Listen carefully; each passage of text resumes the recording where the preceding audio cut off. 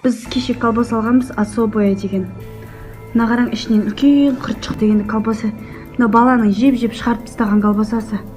Ішінде мынандай жыбырлап, үлкен ұзын құрт. Особая деген колбаса, халал деп, мұсылманский колбаса деп алғанбыз. Бірақ ішінде мына қараң. Кішкентай құрт емес. Кішкентай құрт емес, қара. Жыбырлап атыр, жыбырлап. Колбаса енді жемен көрдіңіз а? Ильяс, көрдің ба? Колбасаның ішінен қандай заттар шығатын. Мына қара. Мынандай колбаса зат колбасаның ішінен құрт шықты. Мына қара, страшный. Жыбырлап атыр. Енді колбаса жемейтін болдық.